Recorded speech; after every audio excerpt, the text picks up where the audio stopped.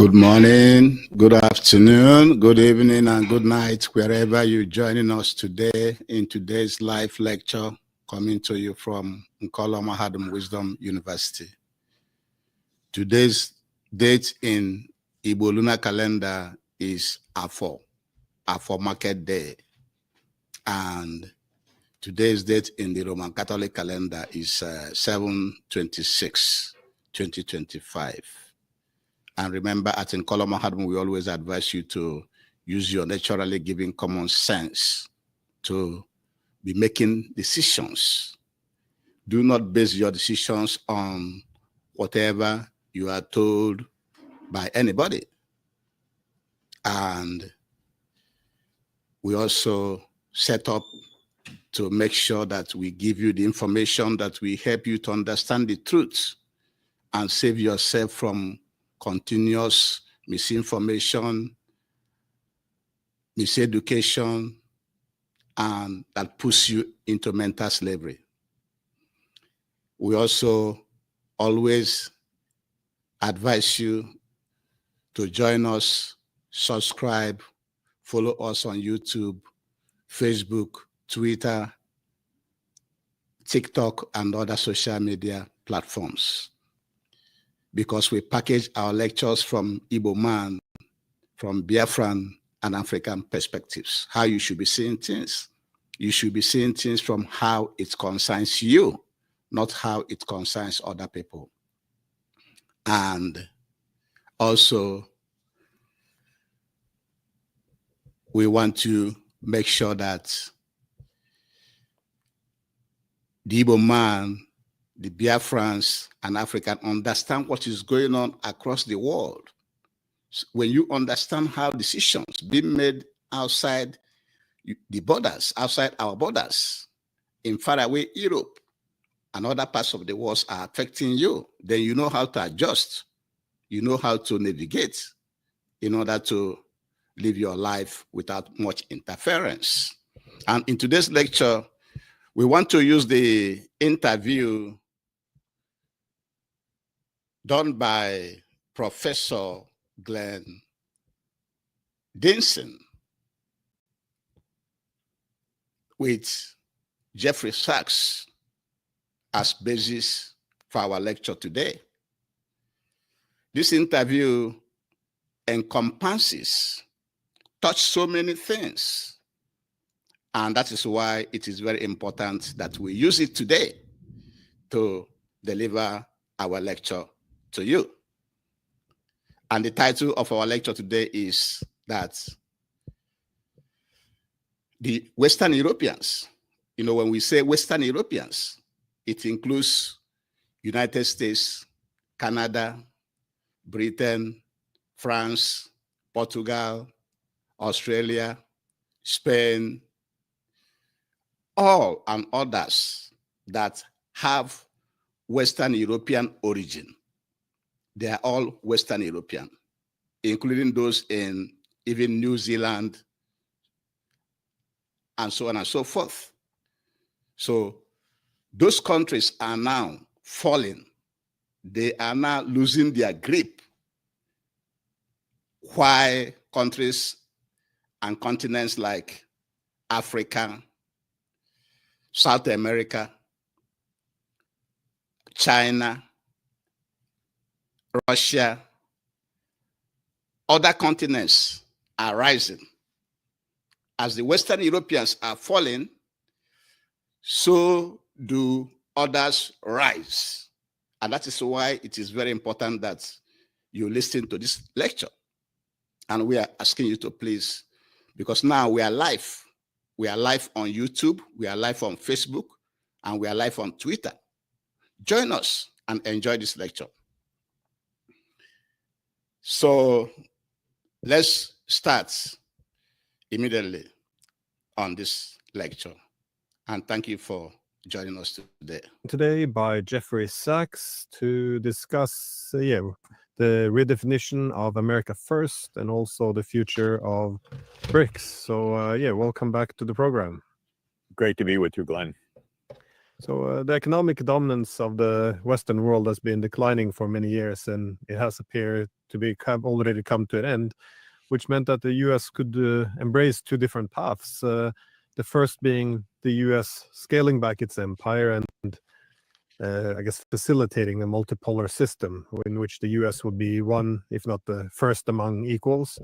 This appeared to be a possibility under the Trump's America First platform. The other option would be for the United States to fight all the other poles of power to restore hegemony. However, then a multipolar system would likely be developed in opposition to the United States. It appears that Trump has, if it was not always intended to, shifted to the second, as he's now very much making the Russia war his own war, of course, attacking Iran, and now also encouraging allies to prepare for war, or at least commit to war with China. What do you see having happened to America First? Was it always destined to be a failure, or was it always a deception? How are you interpreting this?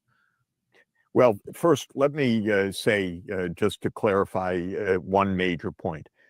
The West is not in decline. The rest of the world is catching up. So from a historical point of view, modern economic development, meaning the Industrial Revolution, the industrial age of the 19th century, then the age of electricity, the age of the automobile, now the age of information and the digital age, was led initially by the North Atlantic, what we call the West. Britain was the first industrialized country. Britain was the place where the steam engine created industrialization. Now, it was in the 19th century when the gap between the West, so-called, and the rest widened considerably. And that came partly because of the advances of technology, literacy, science in the Western world, and the imperial domination that brought over much of Asia, and by the end of the 19th century, all of Africa. What he's saying here is that what he's trying to say is that the North Atlantic, that is the Western Europeans, they have been dominant. They have been controlling the world since they invented the technology. You know, technology started from there, from Britain, the Industrial Revolution that produced the steam engine and other things. And at that point, they are the only one that have access to the steam engine, have education, have so many things that have them going, that help them to dominate the world and exploiting other people. So those time has passed now, because other continents, other cultures are now catching up. They are catching up. They are also developing. And so that is what Jeffrey Sachs is trying to explain here. So let's continue to listen to Jeffrey Sachs as he continues to present the information. Africa. So the West widened its lead, both through its economic and technological advances, but also the brutal age of high imperialism of Europe in the 19th century, and indeed until the middle of the... So what he's saying here is that the West widened their lead with their development of technology and imperialism. When he says imperialism, it means both slavery, both coming to other people's country, exploiting other people, colonizing other people, and getting a lot of resources from every other part of the world that they colonize. And so they have a lot with them, having been the first to get industrialization and being the best to start imperialism. Imperialism, I want you to understand it, is they left their own country to other countries to kill and take their lands and exploit the people and the resources of those lands that gave them so much surplus that the gap, they were on top of the world for so many years. So let's continue to listen to Jeffrey Sachs. Of the 20th century. At the end of World War II, Europe had basically battered itself to death in 2 civil wars in the first half of the 20th century. And that opened the way for the colonized parts of the world to gain their political independence. And that happened, of course, in the late 40s. And what Jeffrey Sachs is saying here is that at the end of World War II, Europe fought themselves just like they are fighting right now. And that war made them, after the Second World War, to lose their grip over so many countries and continents. And then those countries and continents, including Africa, started to gain independence from them because they became weak after fighting themselves in the 1940s. And so that is exactly the same thing that is going on right now, the fight they are fighting in Ukraine. So because they always go to war. So it was after the Second World War that they became weak from all the wars that they are fighting that helped other people other African countries to gain their independence. So let's continue to listen to Jeffrey Sachs. In the 1950s, and then stretched out into the 1970s, and in some cases the 1980s, depending on whether the European powers fought wars to try to keep their colonies or let them go through exhaustion or for other reasons. But in any event, from the second half of the 20th century, countries were independent for the first time, typically in more than 100 years. And what did they do? They began to catch up. First thing they did was engage in education, which the European imperial powers did not offer to most of their subjects. So what Jeffrey Sachs is saying here is, as soon as the second half of the mid of the 20th century, which is from the 1940s, 1950s, 1960s, and so on and so forth, that all their colonies became independent. So these colonies, when they became independent, started to catch up, and they start to invest in education, of which most of the education that was being provided by the colonial masters to the subjects, to their colonies, were not the correct education. They were being miseducated. They were not being taught what they're supposed to know. And so those countries that became independent were now able to try to educate their people correctly. But we know that educating our people correctly is still very far away in Igbo land or Biafra land and Africa, because a lot of all those colonial information are still being imposed on our people up to today. So let's continue to listen to Jeffrey Sachs. Certainly not in any quality that would enable their colonies to achieve economic development. I raise all of this because what is happening. So what Jeffrey Sachs is saying here is that the education that the colonial masters, the Western Europeans, the North Atlantic countries provided to their colonies were substandard, not enough to help them to have economic independence. And so when these colonies now get their freedom, got independence, some of them now try to improve on their educational system. And we are saying at Nkolomahal that even after all the improvement up to today, a lot of the information, a lot of the education, a lot of educational materials or curriculum being impacted on Africans are still have colonial content and should be modified. So let's continue to listen to Jeffrey Sachs.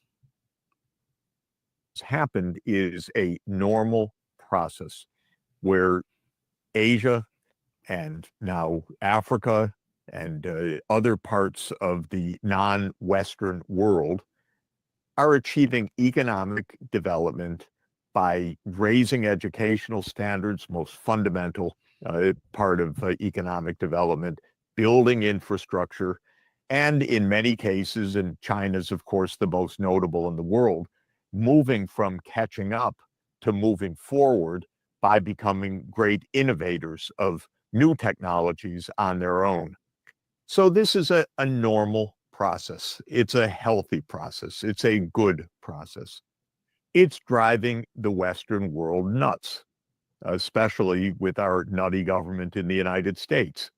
So what Jeffrey Sachs is saying here is that by other countries now trying to develop, trying to revamp their educational system and technology and doing well, that the Western Europeans don't like it. They don't like that you are doing well. They want you to continue to remain on the ground for them to remain on the top. That is what they want. They don't like you to get up. They don't like you to have a good life. They don't like you to challenge them. That is what Jeffrey Sachs is saying here. They didn't like it. They don't want you to be successful. So whenever you are trying to do a project and you're bringing them in to help you, they want you to fail. It's better you use your people. Igbo people, use Igbo people. Use Biafran people. Use African people. When you are doing projects in your land, do not involve them because they want you to fail. They don't want you to succeed. Let's continue to listen to Jeffrey Sachs. Why? Because the Western world came to believe in its superiority over several centuries. Because when you're ahead, you say, I'm ahead because I'm better. I'm ahead because of the God I believe in. I'm ahead because of some kind of intrinsic superiority, a lot of white supremacy, a lot of religious supremacy. All sorts of reasons have been given in the last 250 years by Europeans and Americans about why they naturally run the world. So what Jeffrey Sachs again is saying here is that they have this Western superiority. They are superior to everybody else. Why wouldn't they feel so? After all, they left their land to many lands across the world, including Biafra land, and imposed their way of life on our people. Then they imposed their religion, their education, their commerce, their fashion, their music, their governmental structures and system on us, on the people. That's why they are feeling that they are superior to you, because they imposed their way of life on you and you accepted it. And that is why we are advising our people to do away with these foreign colonial cultures in our land, because that makes us feel inferior to them. And they are feeling superior because they believe that, hey, they were able to impose all those things on our people. Let's continue to listen to Jeffrey Sachs. This is important. We're at the end of that Western-led world. And truth be told, it's not only the United States that's crazy, it's also Europe. They don't want to give up these advantages because they came to believe, and again, for a lot of reasons, some absolutely vulgar, some mistaken ideas, some sophisticated fallacies. The belief, for example, that Max Weber proposed that it's Protestantism that would be the key for economic success. So even the Catholic regions of Southern Europe would not be able to catch up. All of these reasons led to a mindset that I think is still very much alive in Europe and the US. And it's not only America that is feeling this, doesn't want to give up. It's not only America. It includes the Western Europeans, which is Britain, France, Germany, Spain, Portugal, Belgium, Italy.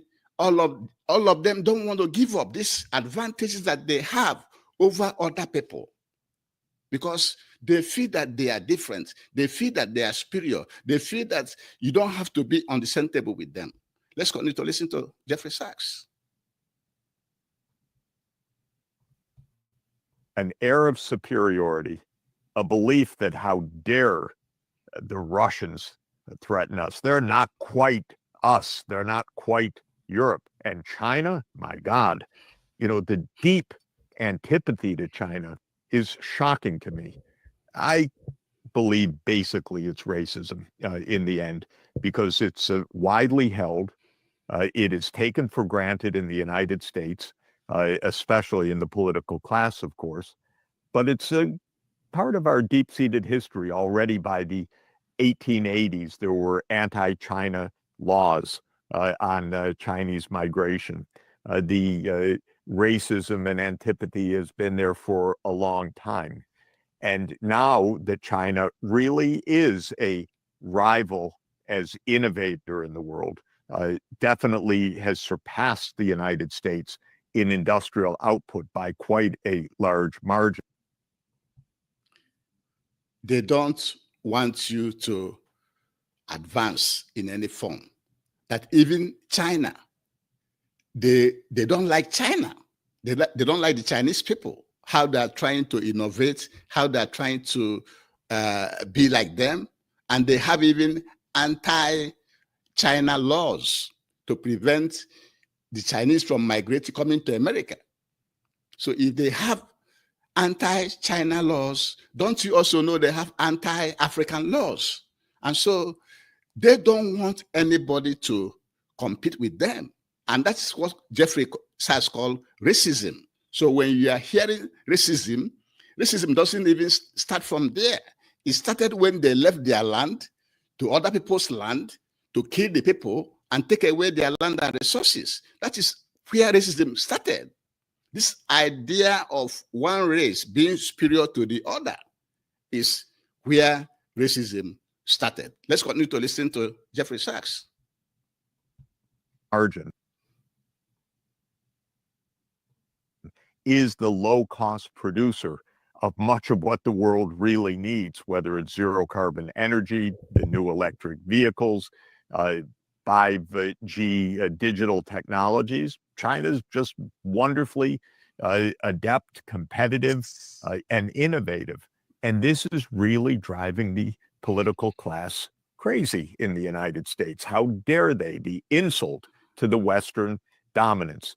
So to my mind, your question is really a question of almost psychology that is not grounded in actual facts about security or threats, but rather is an attitude issue.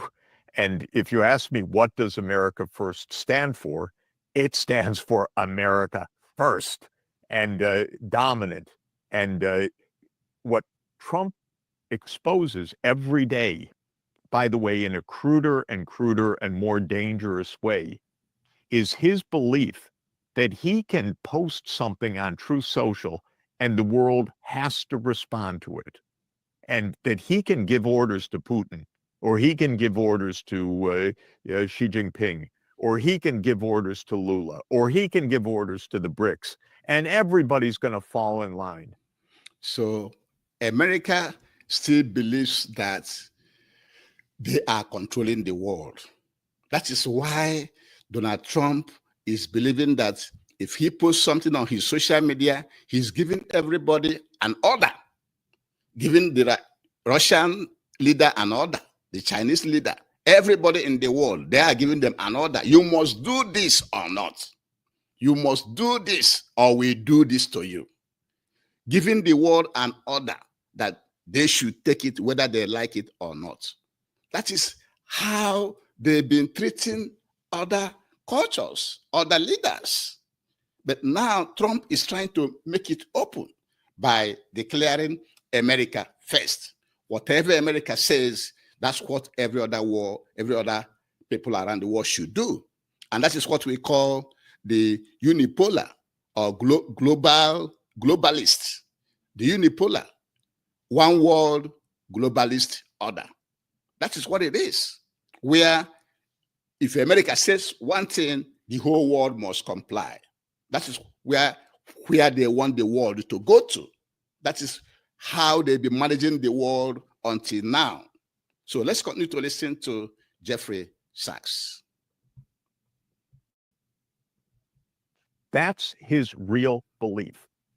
It's at a personal level rather crude, but it's kind of in the air in Washington that, oh, yes, multipolar.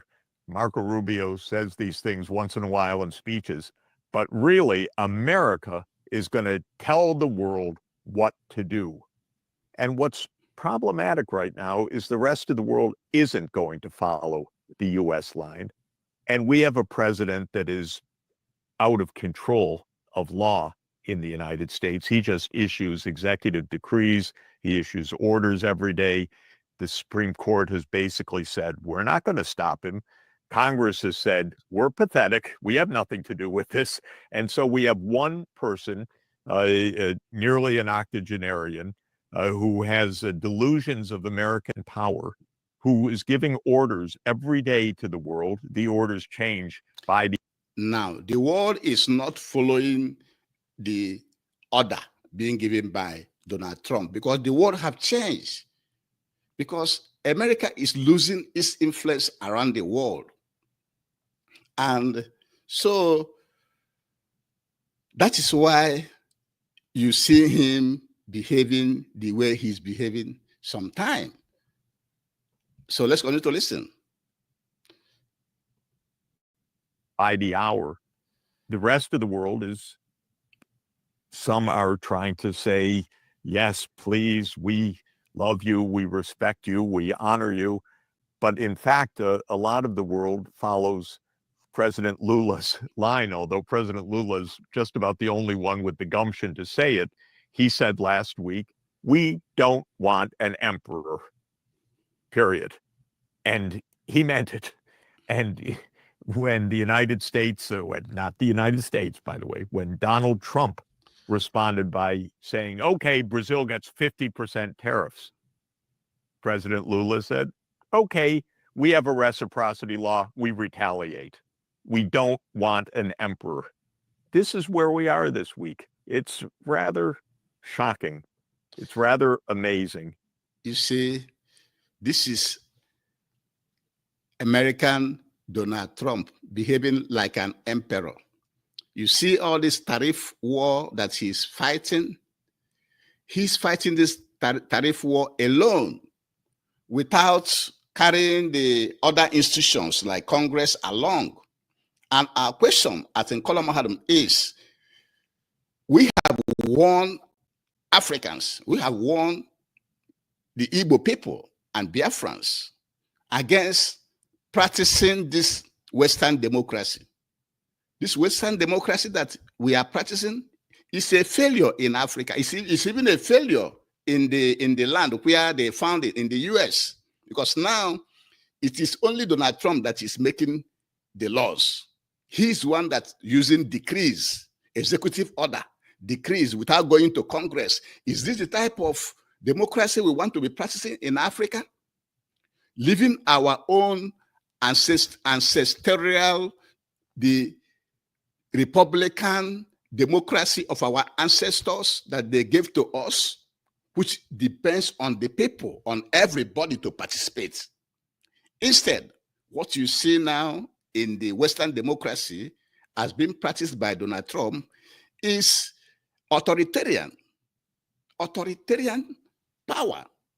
And President Lula told him that we don't want another emperor, that if you give us tariff of 50%, we shall also give you tariff of 50%.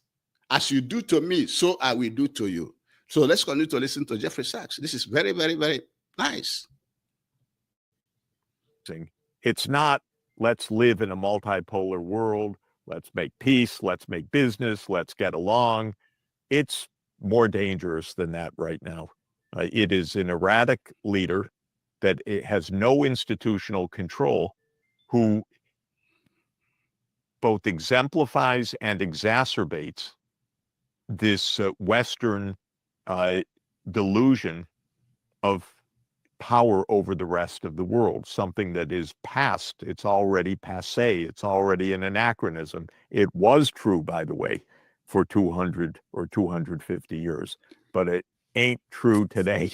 And this conflict between the perception and the reality is very dangerous.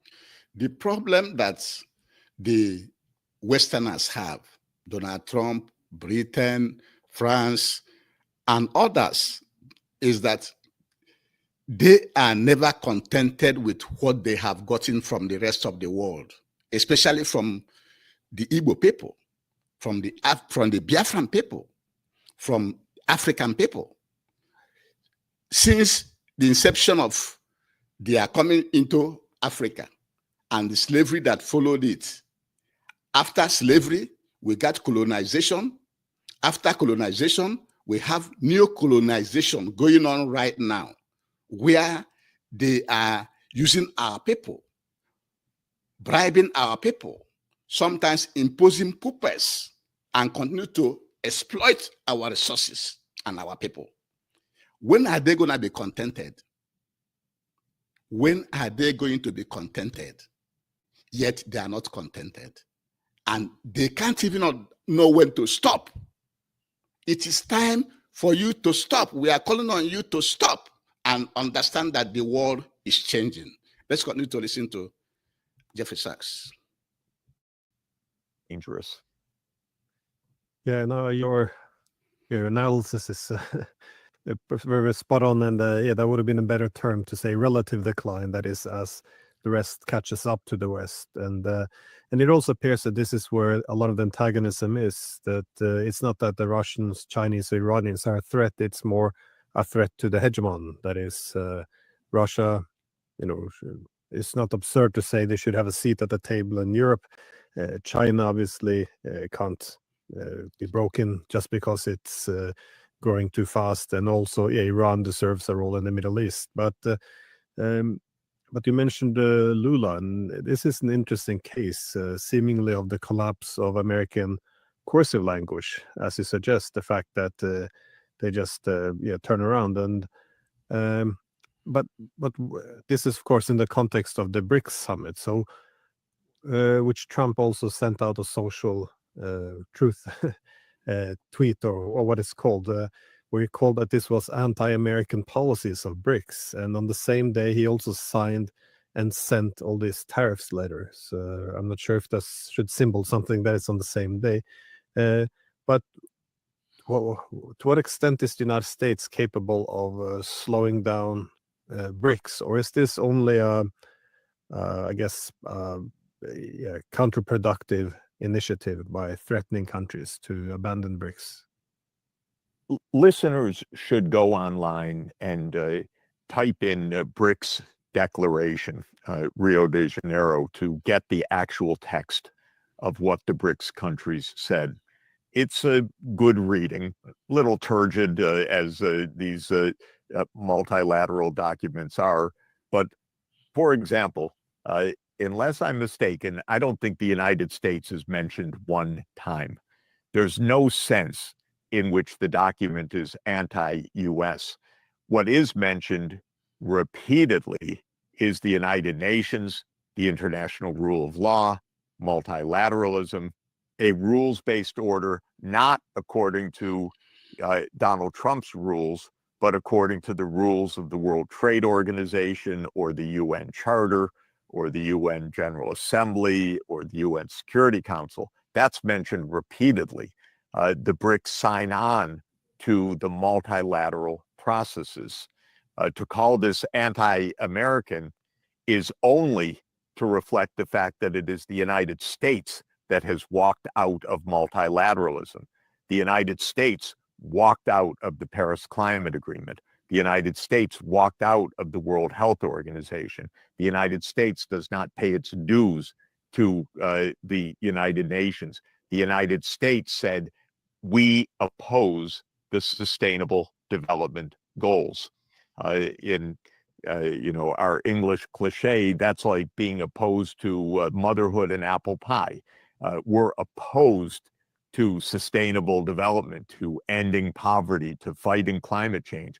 And when I say opposed, I mean the US government is voting against UN resolutions that call. You have had it. The United States is opposing everything, even BRICS, which stands for unipolar, multilateralism, which means giving everybody equal opportunity to have a voice in the world, to have a voice in taking action. But United States is always opposing to the BRICS. And you know what BRICS is? Brazil, Russia, India, China, and South Africa. These are BRIC nations which are asking for multilateralism, that is unipolar, a multipolar order, multipolar world, a world not centered on United States and City of London. But they're opposed to that. And they have had so many other United Nations organizations that United States is also opposed to. They are opposed to everything because they want to remain on top. They want to maintain the hegemony. The hegemony means the empire. This is what you have to know. That is why we want to use this as our basis for today's lecture. Let's continue to listen to Jeffrey Sachs.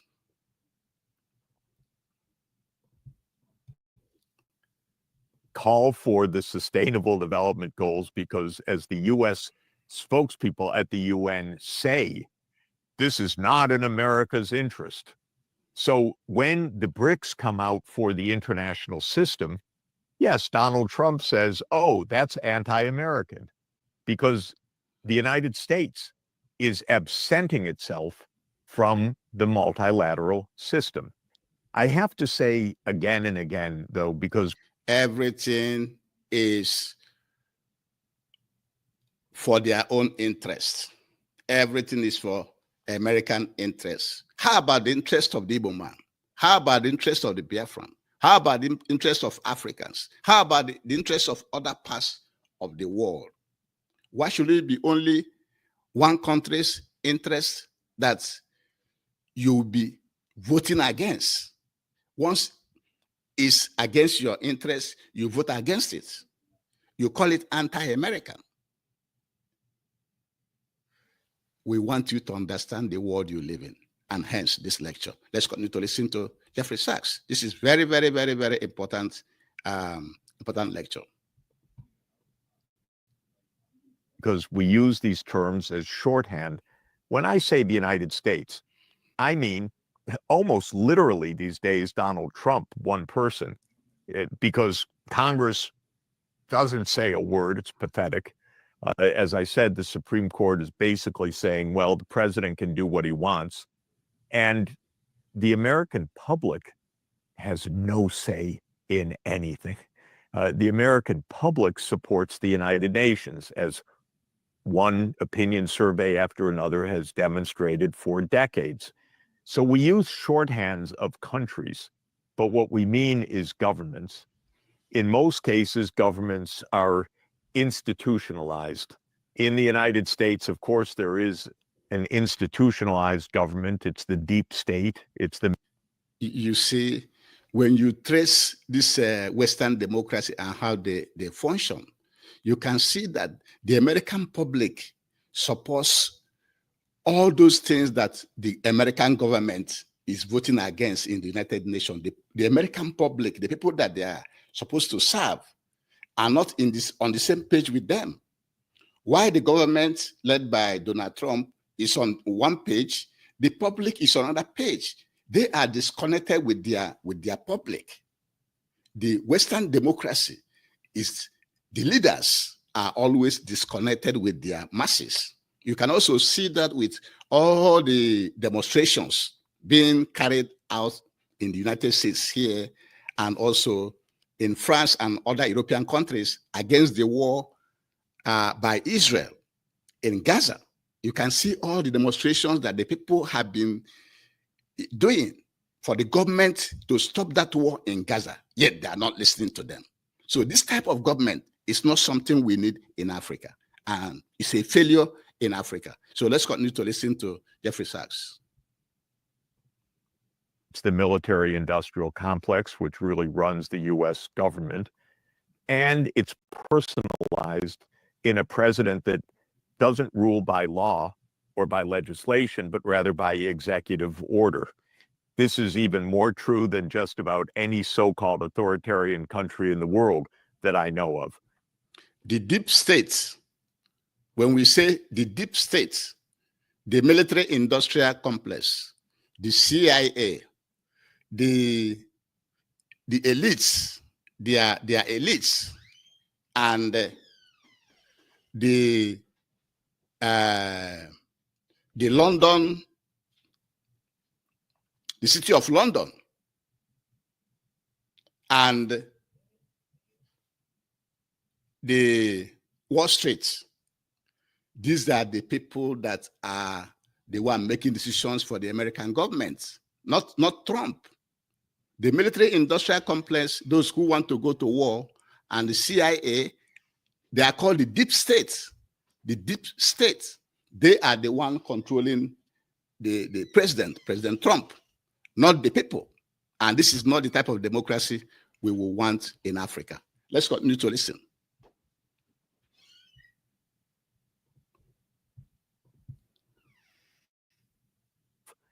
Where in most countries there's at least a ruling council or some kind of a group of governors of the provinces of the country, or some such institution. But in the United States, it's one person right now that decides 50% tariff for Brazil, 30% tariff on this, we tax whatever.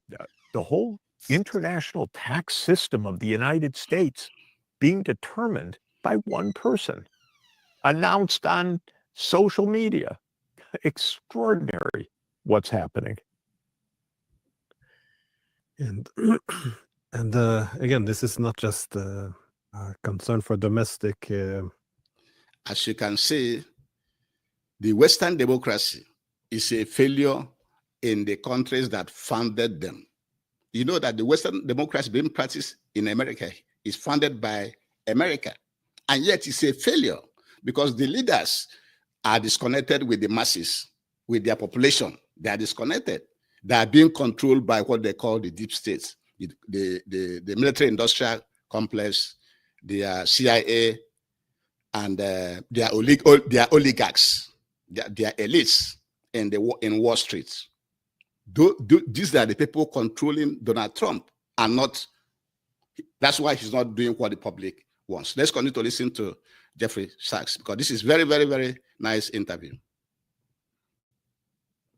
Well, his voters are based, but also for foreign leaders who actually, many people had some hopes that they could reach a deal with Trump based on his rhetoric. But the most recent one of Trump seemingly reversing is with Russia. He now made some statements that Putin isn't a nice guy after all, because he hasn't stopped the war and agreed to a ceasefire, which is strange because in the beginning of this presidency, he seemed to recognize there was a need for a political settlement, which included neutrality for Ukraine. But this appears to be out the window, and now Putin is a bad man again, and it appears that Trump is going to go back to Biden's policies, so he's now approving of sending weapons.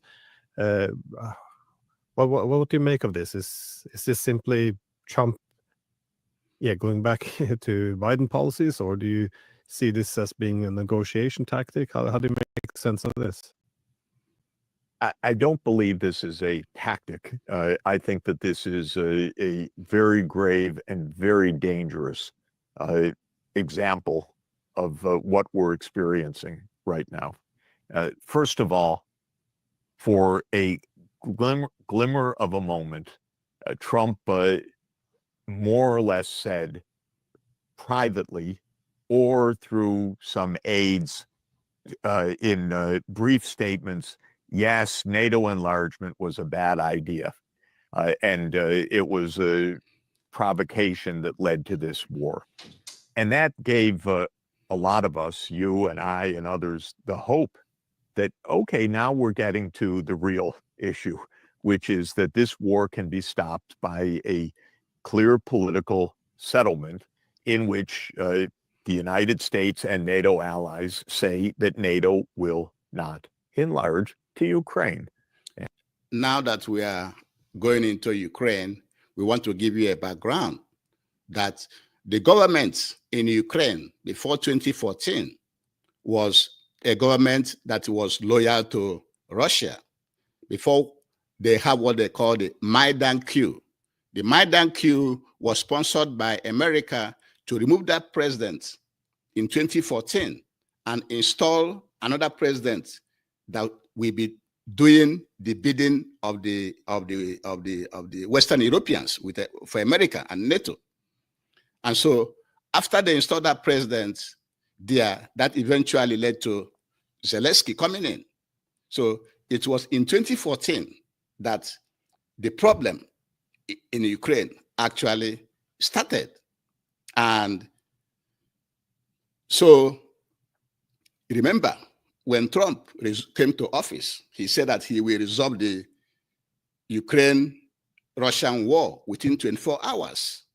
Trump came to office on January 20, 2025. It's been it's about 7 months now that he came to office. And yet, he's still not able to resolve that conflict.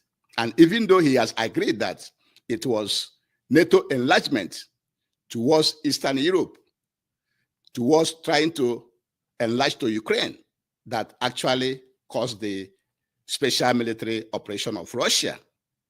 And so this is the background we want to give you.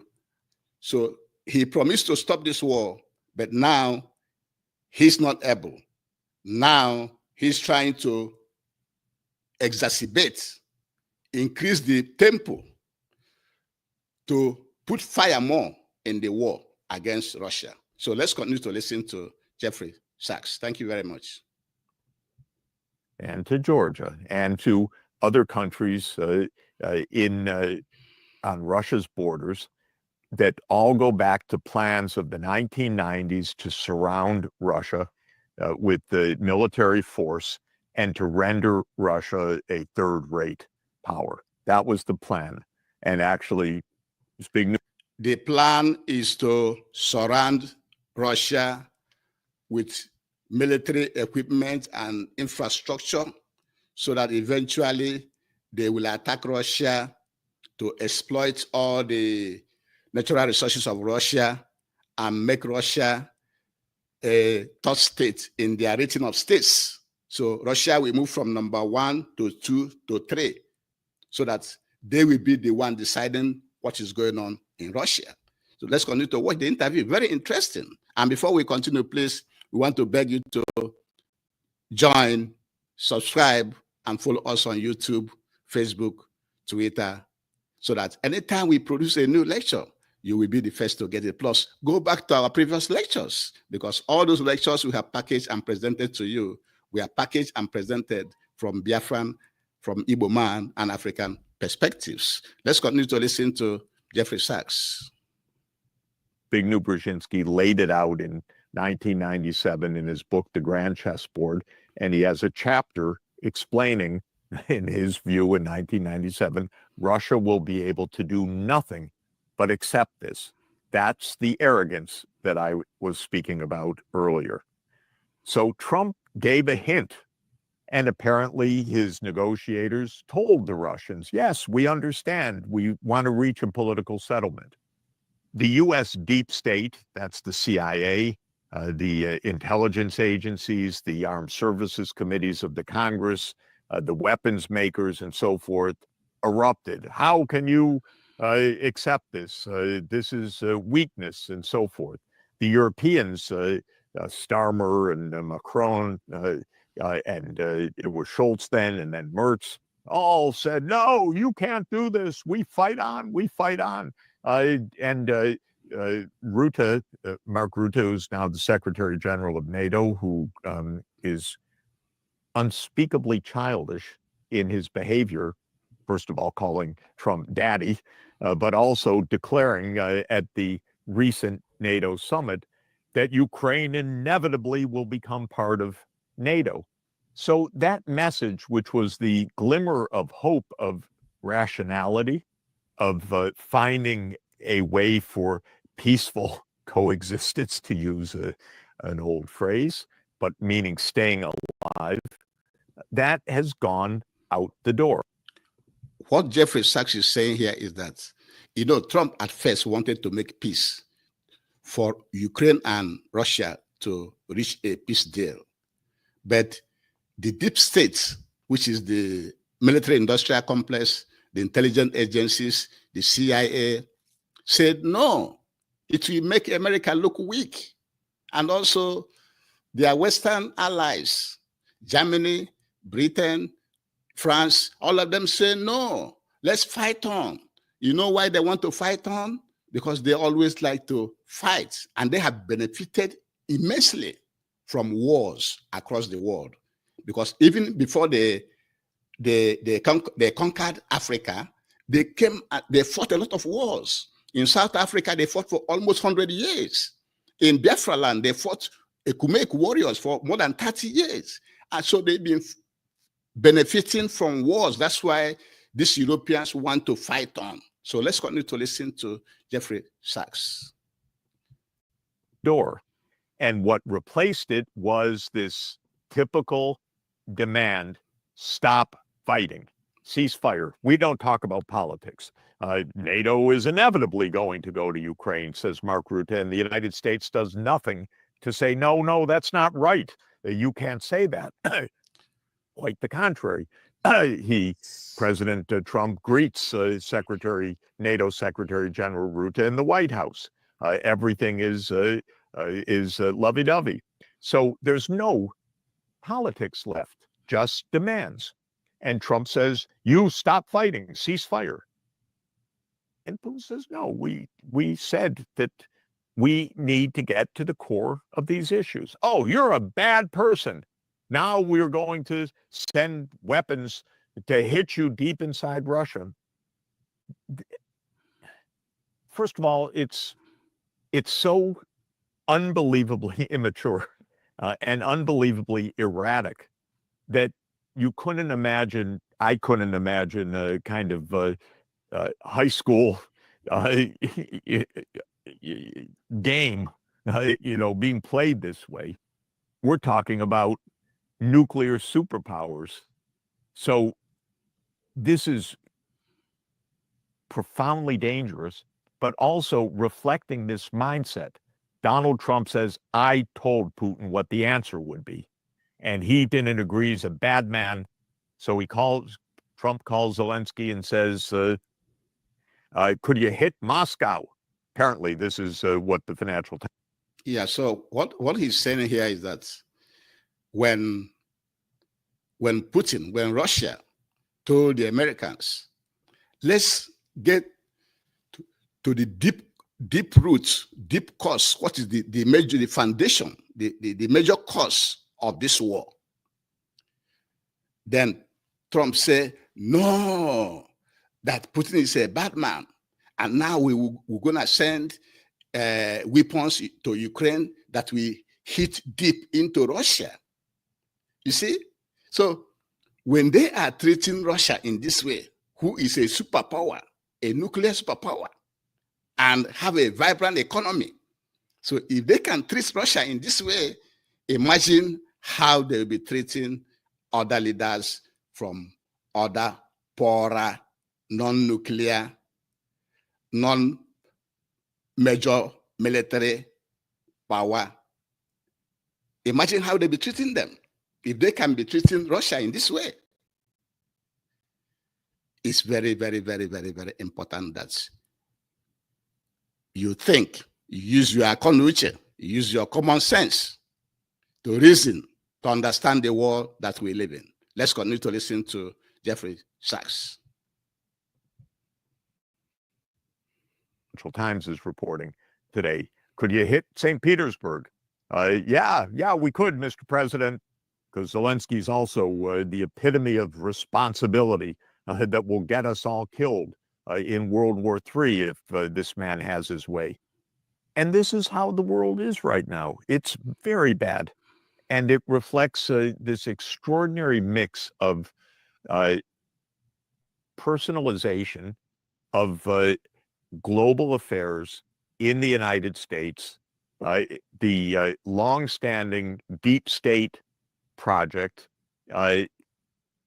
and an arrogance that is absolutely stunning and so large that the Western world, it's not just the United States, it is the US, it is Germany, it is France, it is Britain, and by the way, it's Norway joining in the chorus and many others, acting as if, yes, of course we run the world. How dare Putin tell us anything? We don't have to talk about anything about politics or political settlements. We just have to say he's a bad man and keep fighting. Wow.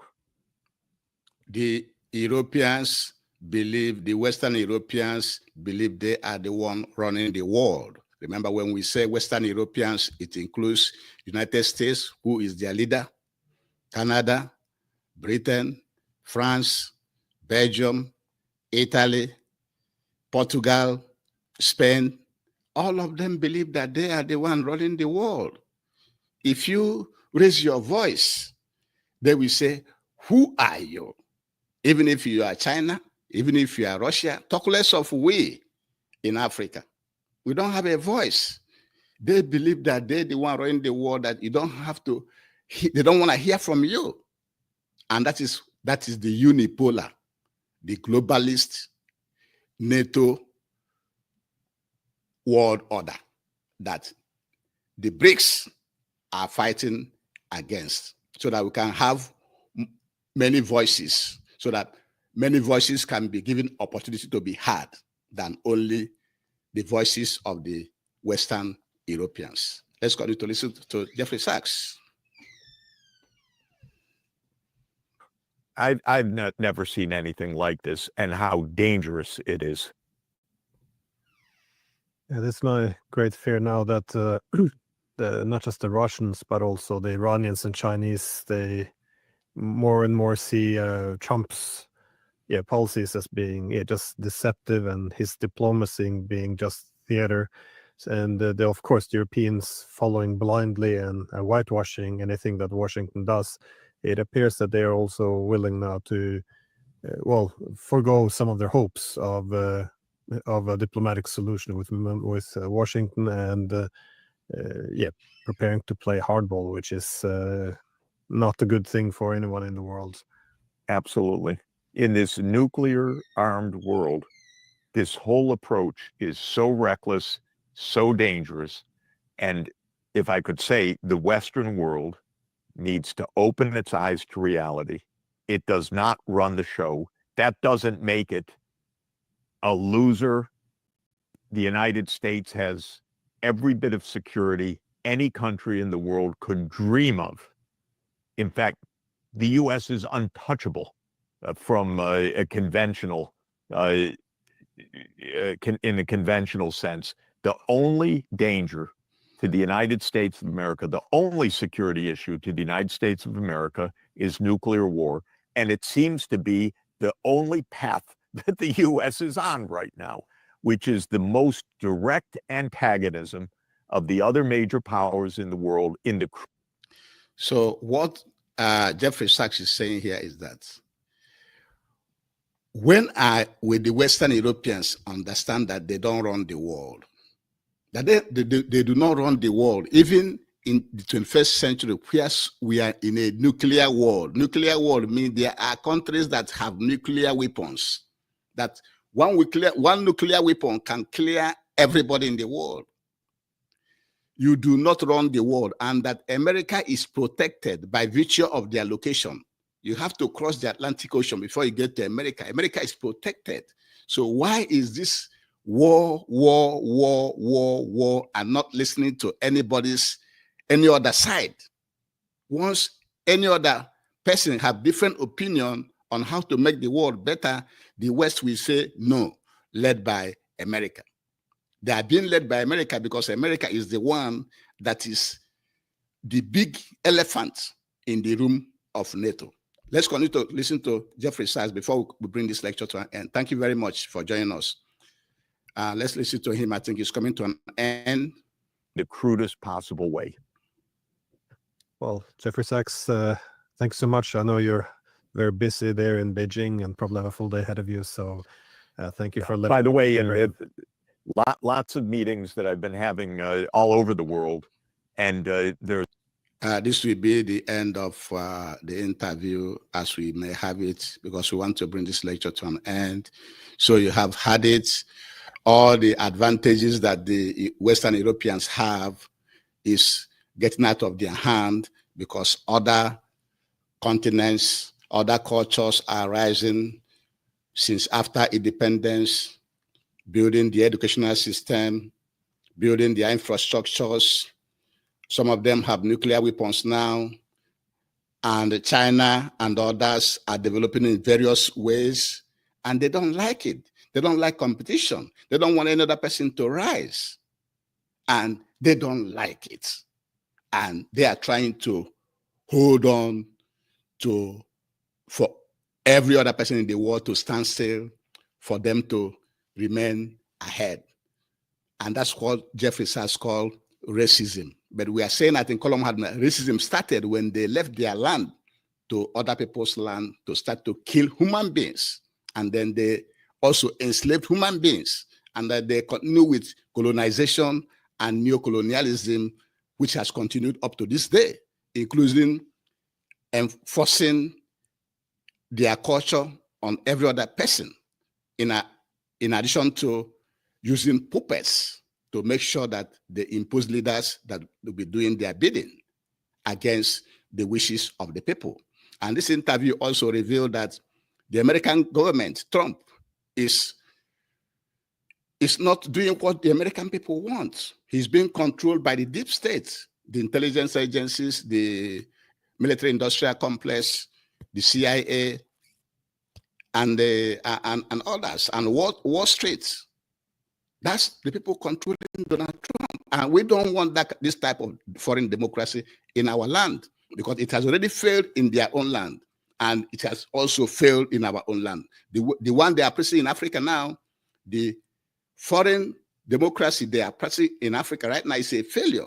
And you can also see that it's also a failure in their own land. And with this, we shall be bringing today's lecture to an end. But before we end it, I have to advise you to please, all Africans should stand up and help to dismantle all the artificial colonial boundaries in Africa, because those colonial boundaries are the sources of poverty, exploitation, wars, migration, all the katakata in our land, poverty, and so on and so forth. Dismantle it, because if we Africans cannot go to Europe and say, you are one country, you are one country, how long should we continue to deal with these colonial boundaries? And with this, we shall bring today's lecture to an end. Thank you very much for joining us.